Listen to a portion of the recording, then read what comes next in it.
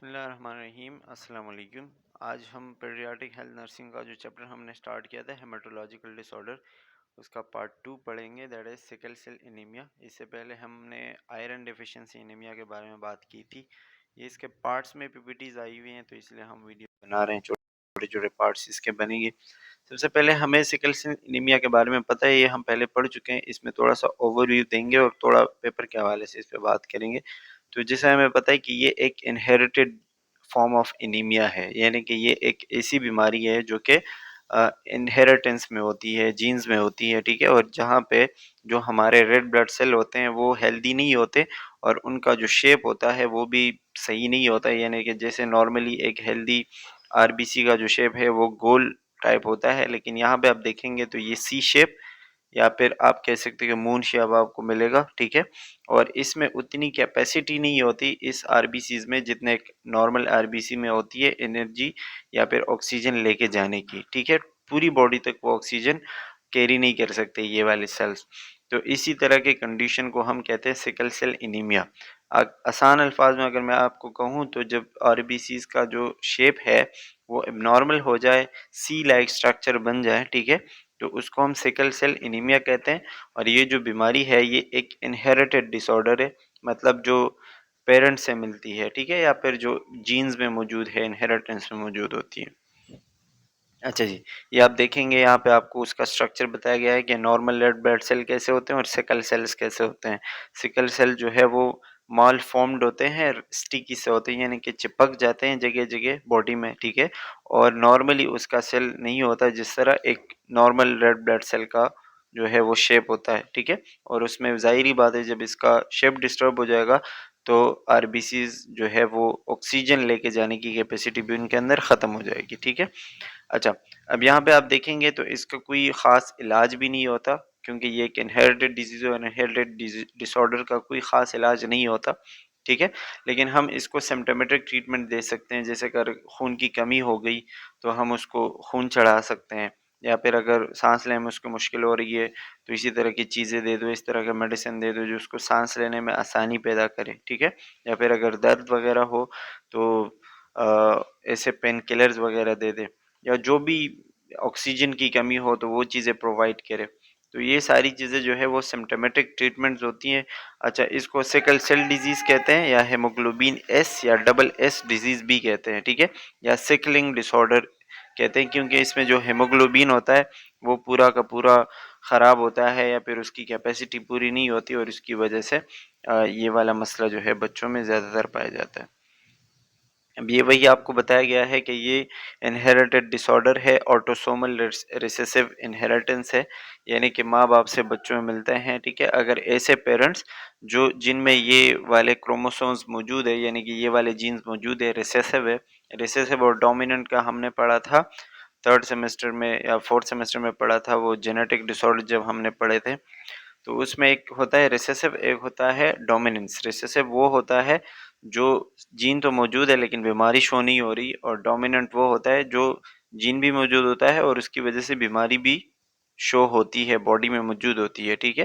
तो जब दो रिसेसिव वाले आपस में शादी करते हैं, उनकी बच्चे पैदा हो जाते हैं, ठीक है, तो फिर बच्चों में ये वाले मसले होते हैं, जैसे कि मेल और फीमेल दोनों सिकल सेल एनीमिया के पेशेंट है, लेकिन उसको उनको बीमारी नहीं है, उनमें जीन्स है, रिसेसिव है, ठीक है। लेकिन जब उनके बच्चे पैदा होंगे तो बच्चों में कुछ जो बच्चे हैं वो एनीमिया के पेशेंट्स हो सकते हैं, किसी में रिसेसिव होगा, किसी में डोमिनेंट होगा, और शायद किसी में ना हो, जैसे कि इस डायग्राम में आप देख सकते हैं। ये फिर एक अलग बड़ा टॉपिक है। सिंपली अब यही याद रखना है आपने कि अगर पेरेंट्स में उनके रिसेसिव ट्रेट्स मौजूद है तो बच्चों में ये चीज़ ट्रांसफ़र हो सकती है, ठीक है। अच्छा जी, अब इसके जो है वही आपको बताया गया है कि ये जो पेशेंट्स है वो ज़्यादातर यूएस, अफ्रीका और इसी तरह मेडिटेरेनियन, इंडिया और सऊदी अरबिया और इसी तरह के इलाकों में पाए जाते हैं सिकल सेल एनीमिया के पेशेंट्स, ठीक है। आप एमसीक्यूज़ के लिए याद रखना चाहते हैं तो याद रखें, वरना ये इतना इम्पोर्टेंट नहीं।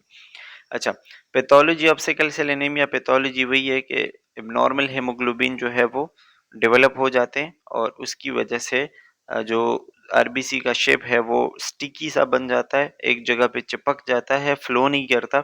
उसमें आरबीसीज का जो शेप है मुकम्मल ख़राब हो जाता है और ऑक्सीजन फ्लो नहीं करता है, तो ये सिकल सेल एनीमिया है जो हमने पहले बात की। ठीक है।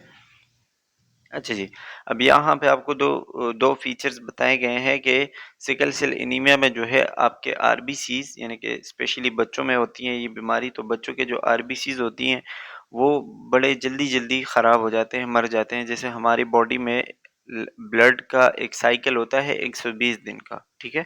तो 120 दिन के बाद हमारे सेल्स यानी कि आरबीसीज जो है वो रिन्यू हो जाते हैं। लेकिन जिनको ये सिकल सेल एनीमिया का मसला होता है तो उनके रेड ब्लड सेल 10 से 20 दिन के अंदर ख़राब हो जाते हैं, ख़त्म हो जाते हैं और बॉडी के अंदर उतनी कैपेसिटी नहीं होती कि वो दोबारा से वो ब्लड रिन्यू कर सके। ठीक है? क्योंकि अपना एक साइकिल है 120 दिन का, 120 दिन के बाद वो सेल्स दोबारा बनेंगे। अब अगर वो 120 दिन से पहले ख़त्म हो जाए तो बॉडी वो चीज़ प्रोड्यूस नहीं कर पाती, या अगर प्रोड्यूस कर भी देती है तो इतने अमाउंट में नहीं कर सकती जितना वो एक नॉर्मल रेंज में करती हैं। ठीक है? बॉडी के ऊपर प्रेशर ज़्यादा पड़ता है, तो बोन मैरो ख़राब हो जाता है, ब्लड के मसले आते हैं, तो ये भी एक डिसऑर्डर हो सकता है। एक पैथोलॉजी इसकी ये भी है कि जो सिकल सेल एनीमिया या जो आरबीसीज होते हैं ड्यूरिंग सिकल सेल एनीमिया वो बहुत जल्दी जल्दी मर जाते हैं। ठीक है? यहाँ पे आपको दिया गया है acute episode of vaso occlusive crisis. Vaso occlusive crisis का मतलब ये होता है कि जैसा कि मैंने आपको बताया कि ये वाले सेल स्टिकी होते हैं, यानी कि एक जगह पे चिपक जाते हैं, तो ये कभी-कभी जाके किसी एक जगह पे मुकम्मल क्लॉट बना देते हैं। जब क्लॉट बनेगा तो उसकी वजह से ऑर्गन्स फेल हो सकते हैं। जैसे कि अगर उसी ऑर्गन को ब्लड नहीं मिलेगा जिस जिस ऑर्गन में ये ब्लड जा रहा है, फॉर एग्जांपल ब्रेन को नहीं मिलेगा, हार्ट को नहीं मिलेगा, तो स्ट्रोक हो सकता है, हार्ट अटैक हो सकता है, या फिर किडनी फेल हो सकती है, या फिर ब्लड सर्कुलेशन में मसला आ सकता है। ठीक है? तो जहाँ जहाँ पे ब्लड जाके स्टिक होगा यानी कि क्लॉट बना देगा, तो इसकी वजह से आगे वाले ऑर्गन्स भी फेल हो सकते हैं। अच्छा जी, अब यहाँ पे वही आपको पैथोलॉजी में दोबारा बताया गया है कि बीटा ग्लोबिन जो जीन होता है, यानी कि जिसके लिए ये एक सिकल सेल एनीमिया जिस चीज़ की वजह से होता है, तो उसका एक जीन है हमारे डीएनए के अंदर जिसको बीटा ग्लोबिन जीन कहते हैं। ठीक है? जो कि हेमोग्लोबिन बनाते हैं, या फिर हम उसको एस जीन भी कहते हैं। उसमें म्यूटेशन आ जाती है, म्यूटेशन मतलब चेंज। अब चेंज के पीछे जो है वो रीज़न नहीं पता होता कि अननोन रीज़न है, ठीक ठीक है, जिसको हम इडियोपैथिक कहते हैं। तो ये अननोन रीज़न की वजह से म्यूटेशन आ जाती है और वो आगे जाके जीन में जब म्यूटेशन आती है तो वो उसके म्यूटेशन यानी कि म्यूटेटेड जीन के मुताबिक फिर वो सेल्स बनेंगे जो कि एबनॉर्मल होंगे और बच्चों में वो मसले पैदा होते हैं। ठीक है? इसके अलावा कोई अदर प्रॉब्लम जैसे कि अगर बच्चों में ये हो तो उनको हाइपोक्सिया होगा। ठीक है? ऑक्सीजन की कमी, डिहाइड्रेशन, इन्फेक्शंस वगैरह बहुत आसानी के साथ हो सकते हैं और ये सारी चीज़ें जो है वो आगे जाके मुख्तलिफ़ किस्म के डिजीज़ेज़ कॉज़ करवा सकते हैं। स्पेशली जब हम सिकल सेल एनीमिया पढ़ रहे हैं तो इसी को हम रिलेट करेंगे। अच्छा, ये आपको वही थोड़ा-सा डीपली बताया गया है कि जिसमें आयरन की कमी हो जाती है, हीमोग्लोबिन का नॉर्मल स्ट्रक्चर आपको दिखाया गया है। ख़ैर ऊपर वाले तो आपको इतना ज़्यादा समझ नहीं आएँगे जिससे कि आपको सिकल सेल ट्रेट और सिकल सेल डिज़ीज़ बताया गया है। लेकिन ये वाला अगर मैं आपको दिखाऊँ तो ये एक प्रोटीन के चेन्स होते हैं जो हमारे आरबीसीज़ होते हैं वो प्रोटीन से बनते हैं। तो ऊपर वाला आप देखेंगे जो ब्लू कलर का है, तो ये नॉर्मली मतलब इसी तरह के अमाइनो एसिड जब एक दूसरे के साथ तरतीब में आते हैं तो वो नॉर्मल आरबीसी बनाते हैं। ठीक है? यहाँ पे आप देखेंगे कि जो कार्बन बोल रहा हूँ, जो अमाइनो एसिड नंबर 6 है, जो ऊपर वालों में है ग्लूटामेटिक एसिड। ठीक है? और नीचे वाले में है उसके ज़रिए आया हुआ है 6 पे वेलिन आया हुआ है। ठीक है? तो यहाँ पे वो मसला बनता है और इसी तरह जब ये आगे जाता है और इस चीज़ पे मतलब एक भी अमाइनो एसिड चेंज हो गया, ठीक है? तो उसकी वजह से फिर आगे जाके ये मसला बनता है, स्पेशली सिकल सेल एनीमिया। अच्छा जी। अब अगर इसके हम साइन सिम्पटम्स पढ़े, तो सिकल सेल एनीमिया जो है वो बच्चों में जो 6 महीने से कम बच्चे होते हैं उनमें ज़्यादातर नहीं होता। 6 महीने से 2 साल के बच्चों में ये ज़्यादा पाया जाता है और इसमें आप साइन सिम्पटम देख सकते हैं कि डिज़ीनेस हो सकती है, ठीक है? चक्कर आ सकते हैं, फटीग, मलेज़, ठीक है? इरिटेबिलिटी, चिड़चिड़ापन होगा उसमें, स्किन बिल्कुल उनकी जैसे फसीनेस होगी, बिल्कुल सॉफ्ट सी होगी और बिल्कुल आसानी के साथ उनको चोट वगैरह लग सकती है।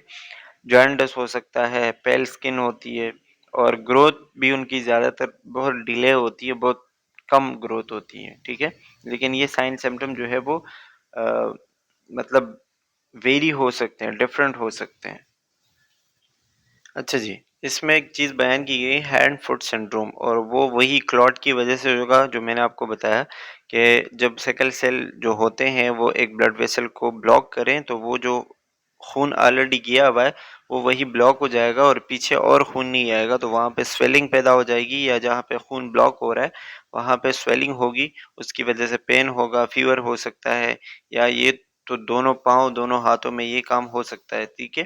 और तकरीबन एक से 2 हफ्ते तक ये इसी तरह मौजूद रहता है। और जैसा कि मैंने आपको बताया कि ये काम 6 से 2 साल के 6 महीने से लेके 2 साल के बच्चों तक इनमें मौजूद होता है, ठीक है।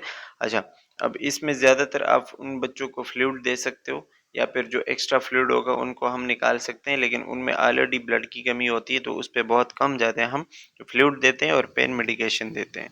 अच्छा, दोबारा से वही वेज़ो ऑक्लूसिव क्राइसिस बताया गया है, और इसमें वही चीज़ कि जब ये ब्लड सप्लाई रिड्यूस हो जाए, जब क्लॉट आ जाए और आगे जाके ब्लड सप्लाई ना हो, किसी ऑर्गन हो, तो ऑर्गन फेलियर की तरफ हो जा सकता है, और इसकी वजह से बहुत ज़्यादा पेन हो सकता है शदीद, ठीक है। तो ये वेज़ो एक्लोसिव क्राइसिस कहलाता है, जिसमें मुख्तलिफ किस्म के ऑर्गन अफेक्टेड हो सकते हैं, जैसे कि लंग्स है, ठीक है, ब्रेन है तो स्ट्रोक हो सकता है, आइज़ ख़राब हो सकती हैं, ठीक है, बोन्स ख़राब हो सकता है, या फिर किडनीज़, या फिर इसी तरह जो पीनेस बताया गया है, ब्लड सप्लाई ख़त्म हो जाएगी, तो मुख्तलिफ़ किस्म के प्रॉब्लम्स यहाँ पे होते हैं। अच्छा, एक्यूट चेस्ट सिंड्रोम, और ये नाम से पता चलता है कि जब चेस्ट में या लंग्स में जो है वो ब्लड की सर्कुलेशन सही ना हो, ब्लड सही तौर पर ना पहुँचे, ठीक है, तो ये एक मेडिकल इमरजेंसी होती है। और अगर बच्चे को ये मतलब मसला आ गया, ठीक है, तो उनको सांस लेने में मुश्किल होगी, और ये एक्यूट चेस्ट सिंड्रोम कहलाएगा, ठीक है। उस वक्त उनको बहुत सारे ऑप्शंस, या फिर ऑप्शंस बता रहा हूँ, साइन सिम्टम्स महसूस होंगे, जैसे कफ, वीजिंग, चेस्ट पेन, टैकेप्निया, फीवर, ये सारी चीज़ें बच्चे को महसूस होंगी, और इसकी वजह से आप बच्चे को डायग्नोज कर सकते हो, यानी कि उनमें से कोई एक भी साइन सिम्टम आपको नज़र आएगा, ठीक है, तो ये आप डायग्नोज कर सकते हैं इसे। अच्छा, जब किसी बच्चे को चेस्ट सिंड्रोम हो जाता है इसकी वजह से, तो उसके भी कुछ साइन सिम्टम है, जैसे एटेलेक्टेसिस। एटेलेक्टेसिस हमने पढ़ा था कि जो लंग्स है वो बिल्कुल इन्फ्लेट हो जाते हैं, ठीक है, डिफ्लेट हो जाते हैं, सॉरी, जैसे कि बिल्कुल चिपक जाते हैं, ठीक है, जैसे आप किसी गुब्बारे से हवा निकाल दो तो ये बिल्कुल ख़राब हो जाते हैं, और इसमें पेन होता है, और रिस्पायरेटरी ड्राइव जो है, यानी कि सांस लेने में मुश्किल होती है, और खांसी बहुत ज़्यादा होती है, ठीक है। इसके अलावा अगर आप देखेंगे ट्रू थ्रोम्बो एम्बोलिज्म, ठीक है, तो इसमें जो एम्बोलिज्म है, यानी कि जो ब्लड क्लॉट है वो बहुत ज़्यादा शुरू हो जाता है, ठीक है, और स्पेशली आरबीसी की जो फ्लेक्सिबिलिटी होती है, यानी किसी जगह से जब वो गुजरता है तो उसकी वो वाली एबिलिटी ख़त्म हो जाती है, वो किसी एक जगह पे अडहेर होने लग जाता है, चिपकने लगता है, ठीक है, जिसकी वजह से वेजो ऑक्लूजन होती है, ब्लड वेसल ख़राब हो जाते हैं, क्लॉट हो जाता है, ठीक है। इसके अलावा फैट्स वगैरह वहाँ पे जमा होता है, तो जब फैट्स के एम्बोलिज्म या फैट्स के क्लॉट जो है वो बनते हैं, तो वो बोन्स को भी अफेक्टेड करवाते हैं और साथ साथ ब्लड वेसल को भी ख़राब करवाते हैं, ठीक है, तो बोन मेरो भी उसकी वजह से ख़राब हो सकता है। अच्छा जी, इसके अलावा और भी बहुत सारे इन्फेक्शंस हो सकते हैं, जैसे कि यहाँ पे आपको बैक्टीरिया और वायरस के बहुत सारे नाम बताए गए हैं, क्लेमिडिया निमोनियाe और माइकोप्लाज्मा निमोनिया, ठीक है, स्ट्रेप्टोकोकस एयूरियस। इसके अलावा वायरस भी बहुत सारे बताए गए हैं, पेरो वायरस, रीनो वायरस, इन्फ्लुएंजा वगैरह, और ये सारी चीज़ों को मौका मिलता है कि वो एक बच्चे के अंदर और भी इन्फेक्शंस कॉज करवाएं, ठीक है। अच्छा जी, जब किसी बच्चे को symptom of acute splenic sequestration crisis, यानी कि स्प्लीन जब ख़राब होगा, क्योंकि जो ऑलरेडी हमारा आरबीसीज होते हैं उसको ग्रेवयार्ड ऑफ द आरबीसीज कहते हैं स्प्लीन को, ठीक है, तो वो आरबीसीज का जो साइकिल होता है वो ज़ाहिर बात है हमारा स्प्लीन कंट्रोल करता है, तो जब स्प्लीन ख़राब होगा तो उसमें आरबीसीज का जो प्रेशर है वो बहुत ज़्यादा, यानी कि आरबीसीज आपके ख़राब होंगे तो स्प्लीन के ऊपर बहुत ज़्यादा प्रेशर पड़ेगा, और ये वही बात के 2 साल के बच्चों में होता है। अब इस ज़्यादा प्रेशर की वजह से स्प्लीन का जो साइज़ है वो इंक्रीज़ हो जाता है, और ब्लड वॉल्यूम कम हो जाता है बॉडी में, ठीक है। हीमोग्लोबिन ऑलरेडी कम है, अबाउट 2% से भी कम होता है, और बहुत सारी चीज़ें, प्लेटलेट काउंट्स कम हो जाता है। लेकिन इन सारी चीज़ों में बच्चे को दर्द बहुत ज़्यादा होगा, शायद फीवर हो, दर्द हो, ये सारी चीज़ें बच्चों को महसूस होती हैं। लेकिन इस चीज़ की वजह से, यानी कि सिकल सेल एनीमिया की वजह से बच्चे को स्प्लीनोमेगेली हो सकती है, यानी कि स्प्लीन जो है वो इनलार्ज हो सकता है। और ये हमने पढ़ा था कि स्प्लीन जो है वो वहाँ पे वो आरबीसीज की तोड़-फोड़ होती है और फिर आगे जाके न्यू सेल्स जो बनते हैं वो वहीं से गुजर के आते हैं। तो स्प्लीन जो है वो ग्रेवयार्ड है। अगर ये बार-बार काम करता है ना बहुत तेज़ी के साथ, ये 120 दिन का टाइम अगर इसको नहीं मिलेगा तो ये बहुत जल्दी-जल्दी काम करेगा, और उसकी वजह से ज़्यादा प्रेशर होने की वजह से वो एनलार्ज होगा, ठीक है। तो ये क्या कह रहे हैं, circulatory collapse and death can occur in less than 30 minutes. अगर ये चीज़ चलता रहा और स्पेशली अगर स्प्लीन भी ख़राब हो गया तो फिर डेथ हो सकती है, एंड बच्चा जो है वो डेथ की तरफ जा सकता है। अच्छा जी, after that aplastic crisis. Aplastic crisis क्या होते हैं, जैसे कि इसमें लिखा हुआ है acute drop in haemoglobin level, ठीक है। यही वर्ड आपको याद रखना चाहिए, एप्लास्टिक क्राइसिस, यानी कि जब ब्लड में बहुत ज़्यादा अचानक ही क्या हो जाए, हेमोग्लोबिन का लेवल बहुत ज़्यादा कम हो जाए, ठीक है। और reduce number of reticulocytes, reticulocyte जो होते हैं वो इमेच्योर ब्लड सेल्स होते हैं, ठीक है, जो कि घूम रहे होते हैं ब्लड में पूरी बॉडी में।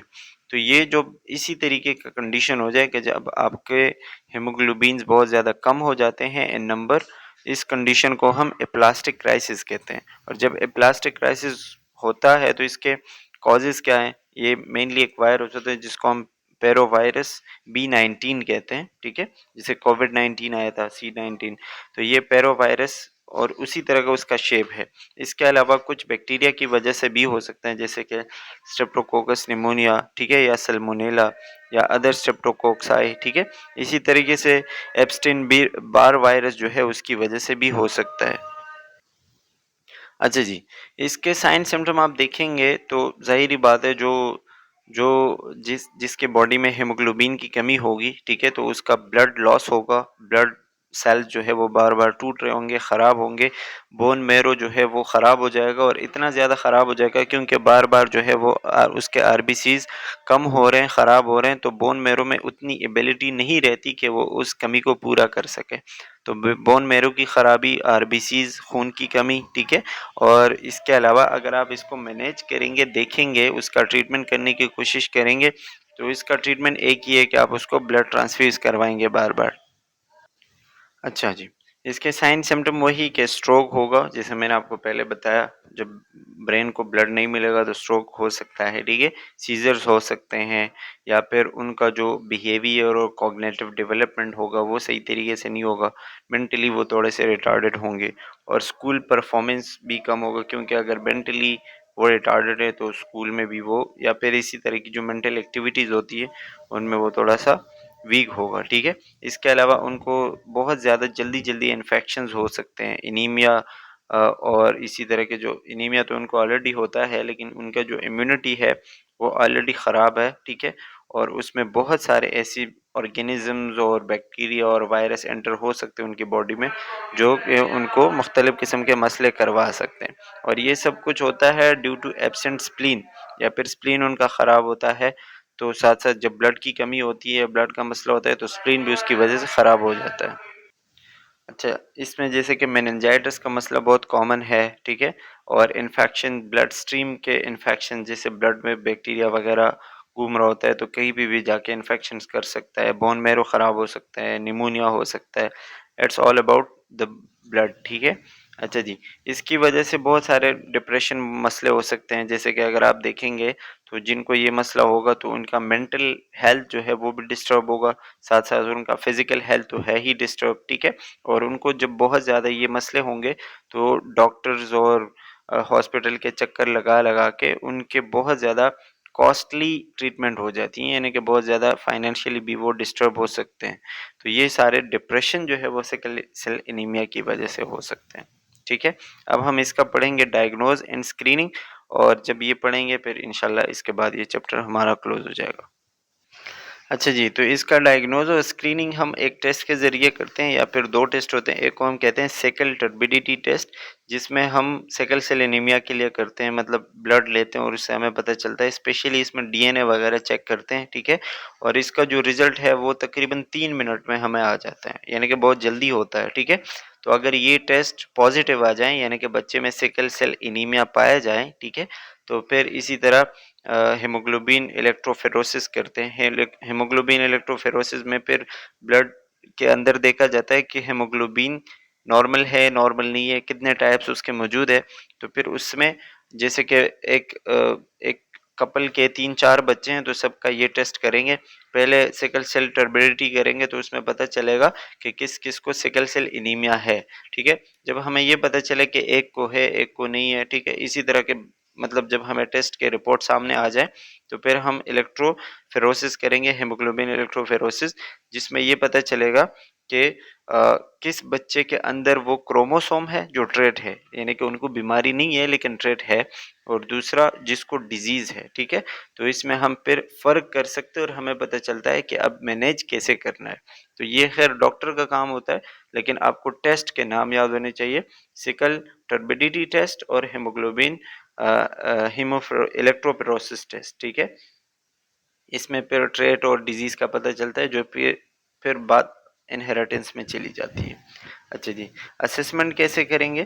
असेसमेंट वही बात कि वेजो ऑक्लेसिव क्राइसिस, यानी कि हम देखेंगे कि ब्लड क्लॉट तो नहीं हो रहा। अगर ब्लड बार बार क्लॉट हो रहा है, ठीक है, तो हम उसमें देखेंगे जैसे उसकी वजह से एनीमिया हो सकता है, इस्कीमिया हो सकता है, इन्फाक्शन हो सकता है, ठीक है? और इसके साइन सिम्टम आपको वही painful swelling of hands, feet, joints, ठीक है? या फिर कोई भी जहाँ पे अफेक्टेड एरिया होगा वहाँ पे आपको ये सारी चीज़ें मिल सकती हैं। इसके अलावा स्प्लेनिक सिक्वेस्ट्रेशन जो मैंने आपको बताया, कि स्प्लीन जो है वो साइज़ में बड़ा हो जाता है, काम सही तौर पर नहीं किया जाता, जिसको हम हाइपरस्प्लेनिज्म या फिर स्प्लीनोमेगेली कहते हैं। इसके अलावा हाइपर हेमोलाइटिक क्राइसिस, ब्लड बार बार उसके सेल्स टूट रहे होंगे, या प्लास्टिक क्राइसिस भी बता दिया मैंने। तो ये सारे साइन सिम्टम जो हमने ऑलरेडी पढ़ लिए, अगर ये आप में एक बच्चे को नज़र आते हैं तो it is a sickle cell anaemia, ठीक है? अब हम इसका इंटरवेंशंस कैसे करेंगे? तो इंटरवेंशन में वही बात कि उसके हाइड्रेशन का ख्याल रखेंगे, ब्लड फ्लो उसका मतलब मेंटेन करेंगे, उसको आईवी वगैरह फ्लूइड दे सकते हैं, ठीक है? बार बार उसको ब्लड रिप्लेसमेंट करवा सकते हैं, इलेक्ट्रोलाइट रिप्लेसमेंट करवा सकते हैं जैसा उसको ज़रूरत है, ठीक है? और अगर आप उसको ये चीज़ें नहीं दोगे तो उसको पेन होता है, बहुत ज़्यादा पेन उसका मैनेज नहीं होगा। इसके अलावा हम उसको ऑक्सीजन और ब्लड ट्रांसफ्यूजन करवा सकते हैं, जो कि जैसे-जैसे डॉक्टर बताता है, ठीक है? और ये सारी चीज़ें हम उसका जो है वो करवाते हैं। इसके अलावा जो सिकल सेल एनीमिया होता है, तो उसके कॉम्प्लिकेशंस जो होते हैं उनका ख्याल करते हैं, और स्पेशली जो सिम्प्टोमेटिक ट्रीटमेंट है, यानी कि स्पेशली इसका तो कोई ख़ास ट्रीटमेंट नहीं है, जो मैंने आपको पहले ही बता दिया था, लेकिन इसमें हम क्या करते हैं, बच्चे का सिम्प्टोमेटिक ट्रीटमेंट करते हैं। तो ये सारी चीज़ें हम देखते हैं, और एनाल्जेसिक्स वगैरह आराम के लिए कुछ देते हैं अराउंड द क्लॉक, जैसे कि डॉक्टर ने हमें बताया होता है, ठीक है?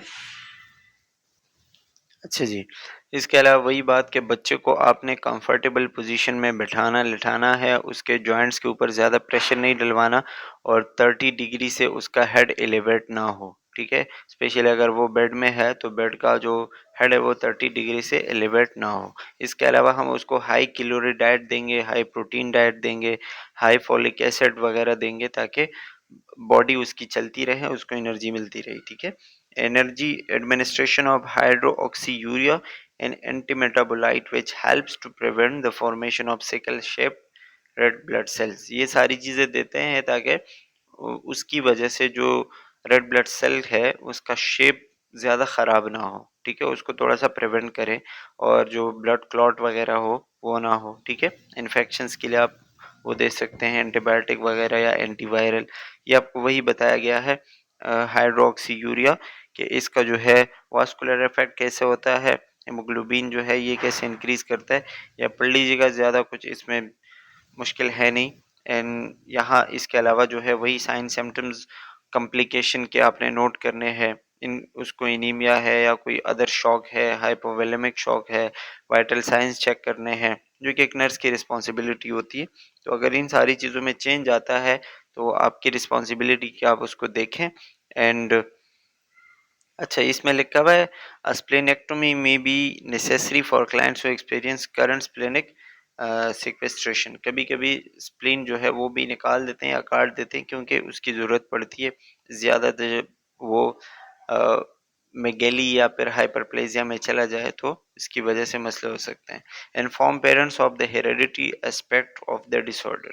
और हमें पेरेंट्स को ये एजुकेशन देनी चाहिए कि भाई अगर आप मजीद इस तरह के बच्चे पैदा करते हैं तो उनमें ये मसले हो सकते हैं और ये एक इनहेरिटेड डिसऑर्डर है। तो ये हमारी रिस्पॉन्सिबिलिटी है कि हम एजुकेशन दें और चीज़ों लोगों को आगाह करें। So that's all about sickle cell anaemia. I hope कि आपको चीज़ें क्लियर हो चुकी होंगी। जो मेन चीज़ें हैं वो मैंने आपको बता दी है, बाकी आप पढ़ लीजिएगा खुद से। इसमें ज़्यादा कोई ऐसा नहीं है जो आपको समझ ना आए। And thank you for watching, take care, bye bye.